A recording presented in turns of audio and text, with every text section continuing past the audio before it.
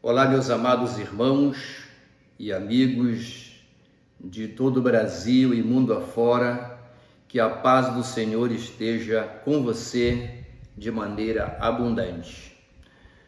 Uma outra vez juntos aqui no nosso canal para mais um vídeo, e desta feita eu quero trazer uma mensagem, uma reflexão para ajudar a enriquecer um pouco essa questão da confissão de Davi, do seu pecado, que é parte integrante da nossa lição da Escola Bíblica Dominical dessa semana.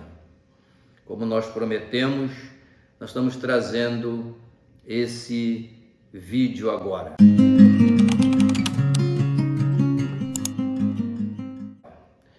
Eu não sei se você já parou para pensar na importância dessa temática, que é a confissão. A confissão, ela é um elemento muito importante, de alta relevância, e ela integra um dos elementos que marcam a conversão de uma pessoa ao reino de Deus, uma conversão a Cristo. Ela está presente ali, né? Por quê? Porque um dos elementos da salvação é exatamente o arrependimento. E o arrependimento, ele integra três elementos: o reconhecimento do pecado, a confissão do pecado e o abandono daquele pecado, daquela prática. Esse é o ciclo normal deste ato, que é o arrependimento. E ele integra, como já dito, a doutrina da salvação, a conversão propriamente dita. E a lição traz a questão de Davi. E neste vídeo eu quero fazer aí um paralelo, não para denigrir imagem de quem quer que seja, né? Mas eu vou tomar este episódio porque ele é público e notório, amplamente divulgado nas redes sociais, principalmente há anos atrás, mas sempre vem à tona quando o assunto é pecado, confissão, não é? E eu estou me referindo à questão de Jimmy Swaggart. Jimmy Swaggart.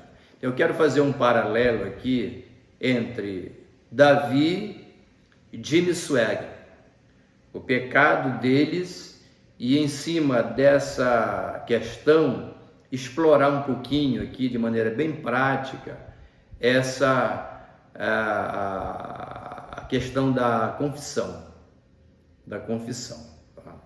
Isso, fique conosco até o final desse vídeo, porque você vai receber uma reflexão muito interessante sobre essa situação, tá?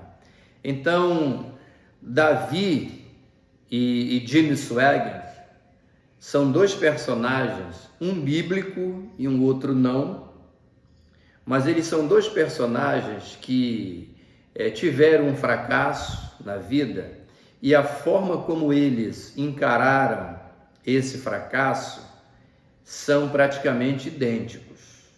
É uma forma idêntica, quase idêntica. É por isso que eu quero fazer esse paralelo aqui, né? E a partir daí, o nosso propósito, como já disse, não é trazer nenhuma mensagem de denigrir, não, mas é no sentido de explorar isso e ver que lições a gente pode aprender para nós não cairmos nos mesmos erros que caíram Davi e Jimmy Swaggart. Esse é o propósito deste vídeo. Nós fazemos isso com muito respeito e com muita consideração, temor, não é? E como já disse, o propósito é extrair as lições para que nós não venhamos a sucumbir da mesma forma, porque isso se tornou hoje muito comum no meio religioso e fora dele. Então vamos lá. Davi, ele era um rei, um governante, que foi chamado desde jovem por Deus. Houve uma ordenança, o profeta Samuel foi lá na casa de Jessé, que era o patriarca da família davídica, e ele ali, por ordem divina, unge Davi, o futuro rei de Israel. Esse fato é conhecido, público e notório para os estudantes da Bíblia.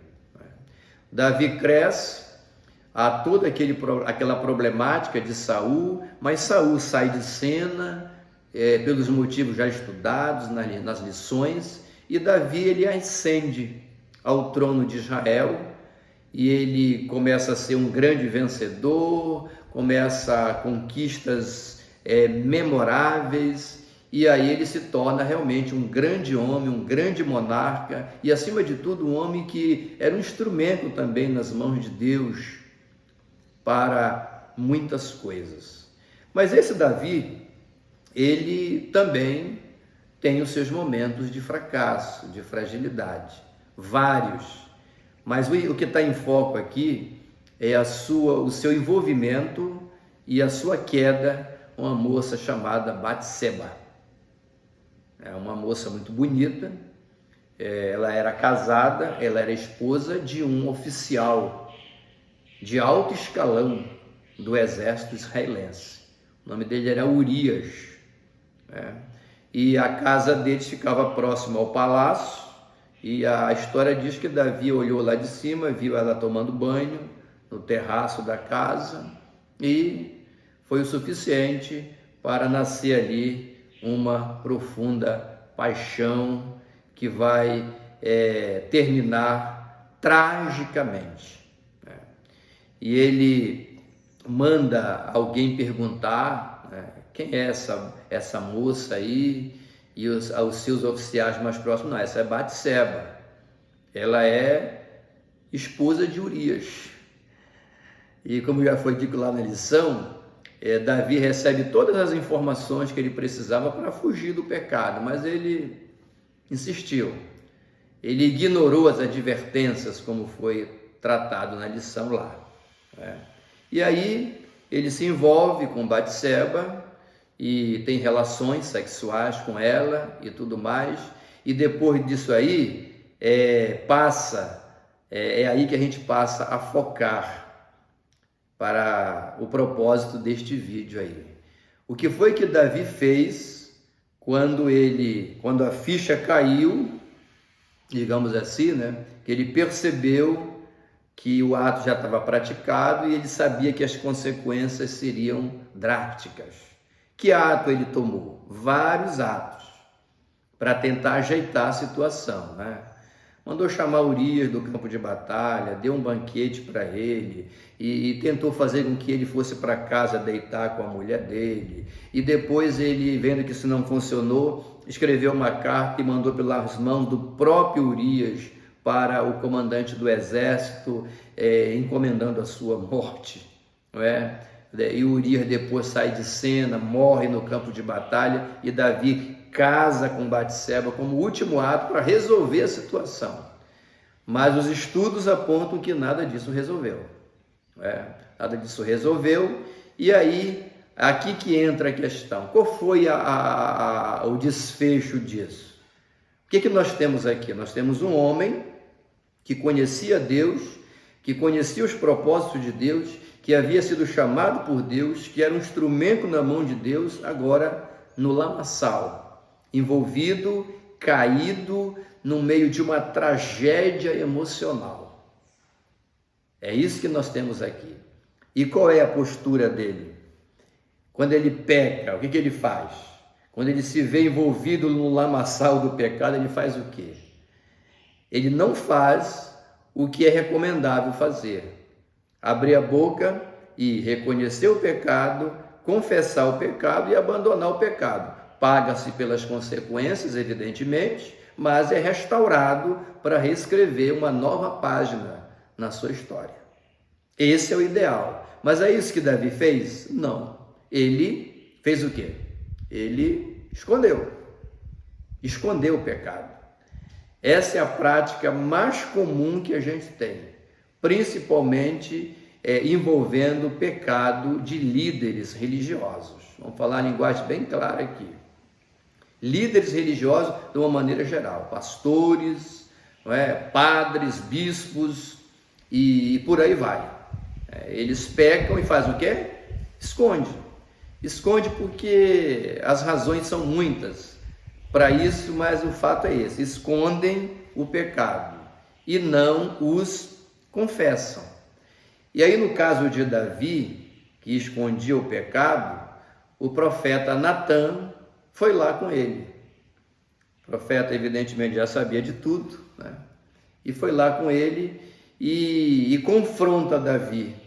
Só que Natã, ele confronta Davi de uma maneira assim bem sutil, incisiva, mas sutil. Ele foi sábio, muito sábio. E ele não deixou Davi correr da raia, vamos dizer assim. Ele chegou com Davi e contou uma parábola para ele. A parábola de Natã, do profeta, entendeu? E ele chega lá e fala: olha, Davi, eu tenho assim uma história para te contar aqui. Sim, vamos lá. Tinha um homem que era um grande fazendeiro, né? Ele tinha muitas ovelhas, era um homem muito rico. E tinha um outro que era pobrezinho, só tinha uma ovelha, e que morava com ele, que dormia com ele, que fazia parte da vida dele ali. E um dia, esse governante rico recebeu um convidado na casa e quis fazer uma festa, né, para agradar o amigo. E em vez dele matar uma ovelha das muitas que tinha, ele faz o quê? Ele vai lá e pega a única ovelha do pobre homem, imola, sacrifica e manda preparar para agradar o seu amigo visitante.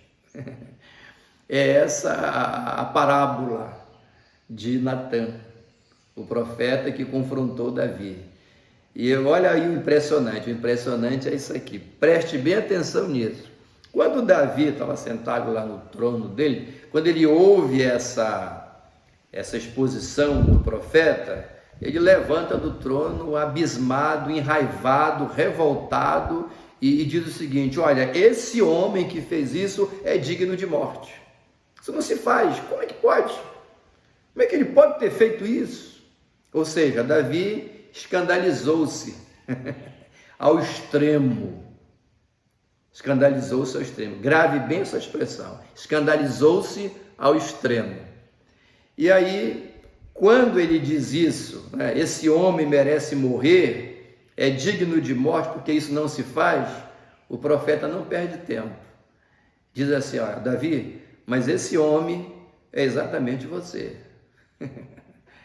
Você é esse homem. Davi, encurralado, não é? Sem chance nenhuma ele não ia ter cara de pau de negar tudo diante do profeta de Deus, que já estava ali sabendo de tudo. Você está entendendo? E aí ele abre o coração, como dizem hoje, né? Abre o jogo, confessou: realmente foi eu mesmo, foi eu que fiz, aconteceu, me ajude, e por aí vai. E aí ele diz: olha, pequei contra o Senhor e tudo mais. E o profeta diz: olha, realmente você pecou, mas Deus te perdoou, não morrerás, tu não morrerás. Depois as consequências virão, né? Espada na casa de Davi, a criança morre por uma determinação divina e por aí vai. Mas o foco aqui é o seguinte: é a confissão de Davi. Como é que ela ocorreu? A gente observa que ela não foi uma confissão voluntária, ela foi uma confissão forçada. Ela não foi voluntária, ela não nasceu no coração. Estamos diante de alguém longe da graça. Longe da graça. O crente, quando ele está na graça, ele peca sim, ele fracassa, mas o Espírito Santo que está nele o impulsiona, e ele abre o coração, confessa e caminha o caminho da restauração. Ele não esconde, até porque a Bíblia diz, e diz de maneira muito clara: aquele que encobre as suas transgressões nunca prosperará, mas o que as confessa e deixa alcançará misericórdia. Olha só a expressão bíblica: os que as confessa e deixa. Reconhecimento, confissão e abandono do pecado. Isso é o ideal do verdadeiro arrependimento. Mas Davi não, ele escondeu, né? Mas incisivamente confrontado pelo profeta, agora não tendo mais para onde correr, ele confessa o seu pecado.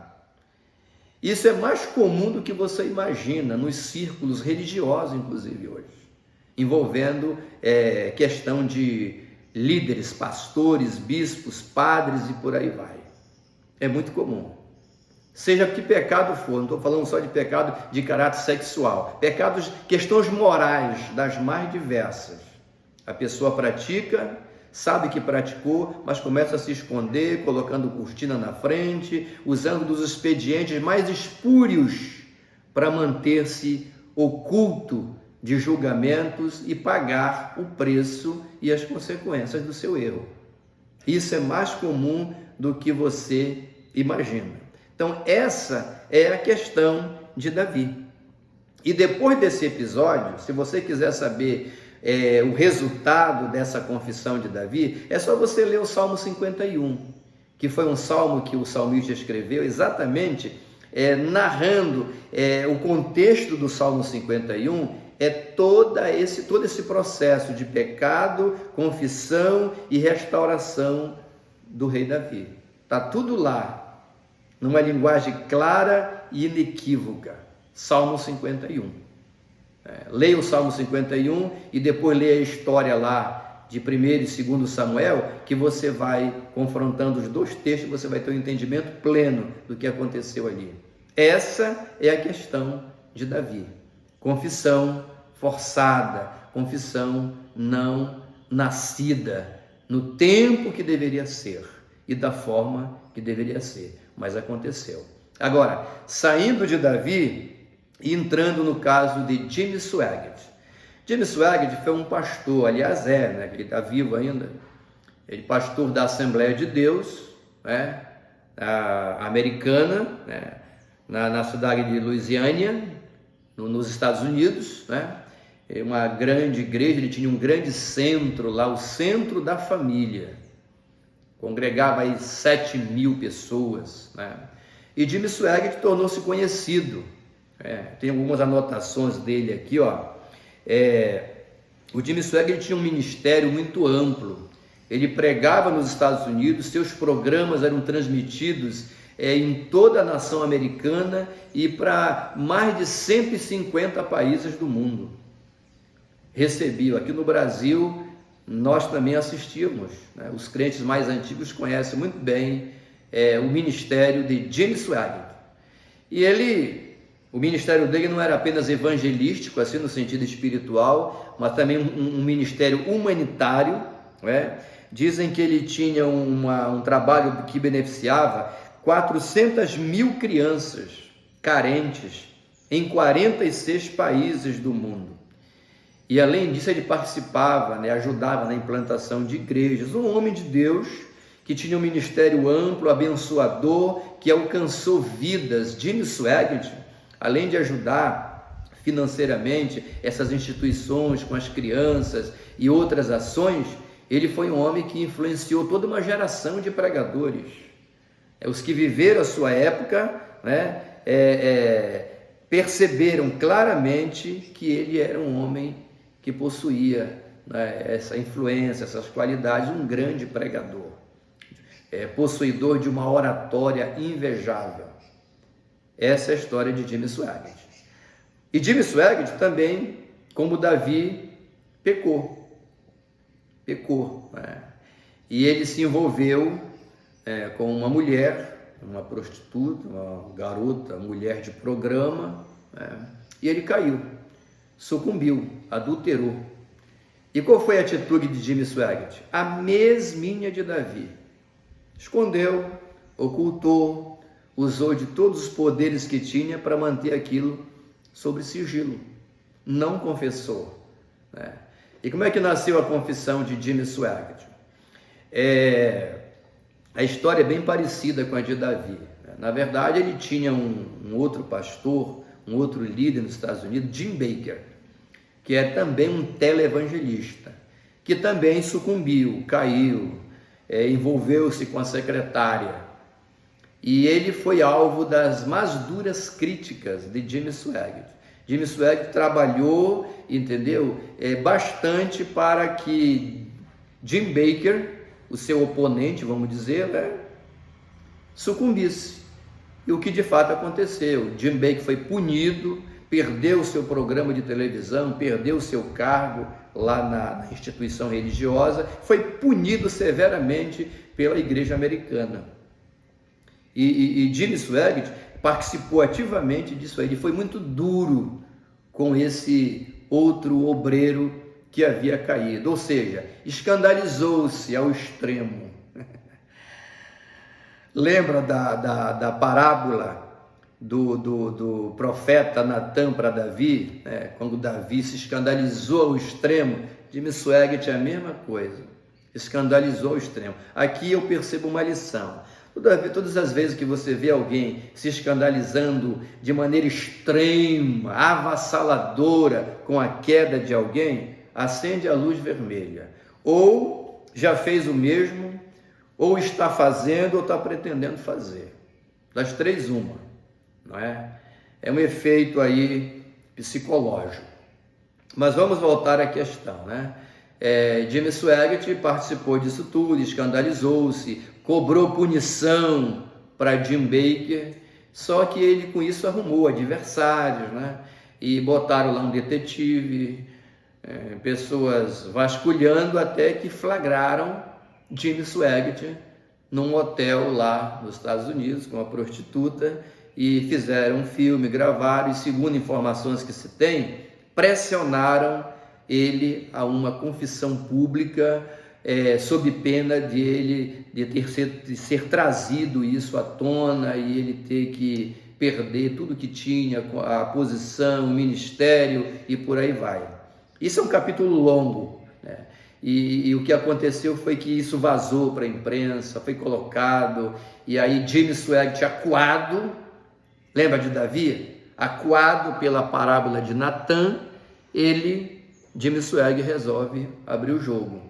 Ele foi corajoso nesse sentido, né? Enfrentou 7.000 pessoas o ouvindo ao vivo, isso foi transmitido para o mundo todo, entendeu? A sua confissão, ele se humilhou, chorou, pediu perdão para a filha, para o genro, para a esposa, para a igreja, para os obreiros, para todo mundo, e uma coisa realmente muito bonita, muito louvável. Mas é dito que essa confissão também não foi voluntária, não nasceu no tempo que devia nascer, não é? Ela foi forçada pelo episódio que eu já te relatei, como a de Davi foi pela parábola do profeta. Então, é parecido a postura desses dois grandes nomes, Davi e Jimmy Swaggart. O bom disso tudo é que ambos foram restaurados, se arrependeram, foram perdoados, foram punidos também. A igreja americana puniu Jimmy Swaggart, porque tinha que ter as consequências, mas ele foi restaurado. Não voltou a ser o mesmo em termos de representatividade televisiva, vamos dizer assim, mas ele continua aí pregando e tudo mais, mas houve isso aí, certo? Graças a Deus que a família perdoou, foi restaurado, é essa história que a gente conhece. Então, esse paralelo entre Davi e Jimmy Swaggart nos ensina que lição?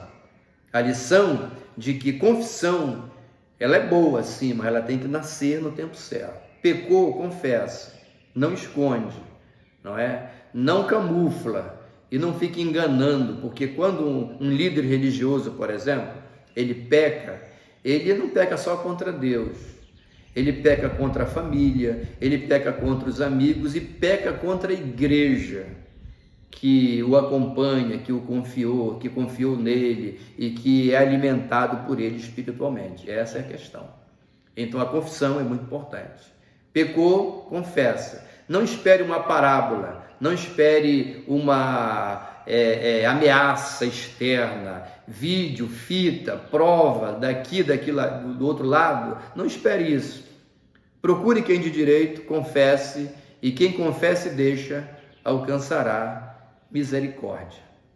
Que nós possamos ter esse coração cristão, para lidar com a questão do pecado.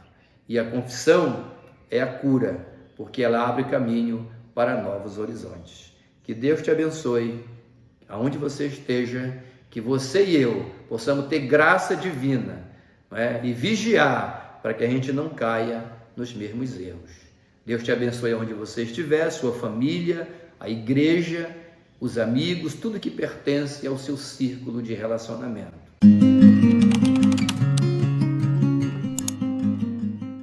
Receba um carinhoso abraço deste irmão em Cristo, Reverendo Ed S.